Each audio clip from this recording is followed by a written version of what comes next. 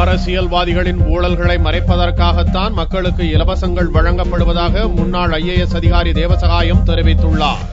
சர்வதேச ஊழல் ஒழிப்பு தினத்தை முன்னிட்டு 5வது தூண் என்ற அமைப்பின் சார்பில் சென்னை மெரினாவில் கல்லூரி மாணவர்களின் மனித சங்கிலி நடைபெற்றது. இதில் கலந்து கொண்ட முன்னாள் IAS அதிகாரி தேவசகாயம், அரசியல்வாதிகள் பெரிய அளவில் அடிக்கும் கொள்ளைகளை மறைப்பதற்காக மக்களுக்கு இலவசங்களை வழங்குவதாக புகார் கூறினார். இதனால் இளம் தலைமுறையினர் வெகுவாக பாதிக்கப்படும் நிலை ஏற்பட்டுள்ளதாகவும் அவர் தெரிவித்தார். முன்னேறோம் ஏதோ கொஞ்சம் பேர் முன்னேறி இருக்காங்க. மற்றவங்க எல்லாம் வறுமையில் தான் வந்துட்டு இருக்காங்க. அவங்க இதை பிச்சை போடுற மாதிரி ₹1 அரிசி நீ 10,000 கோடி ஊழல் பண்ணு, அவங்க ₹1 அரிசி போட்டுரு. இது இந்த ₹1 அரிசி போட்டுறது, அப்புறம் ஃப்ரீ டிவி கொடுத்துறது. இது மக்களை எலெக்ஷன் டைமில் மக்களுக்கும் அது ஒரு ஷேர் கொடுத்துருது. நீ ₹1000 வாங்கிக்க, நீ ₹2000 வாங்கிக்க, நீ ₹500 வாங்கிக்க.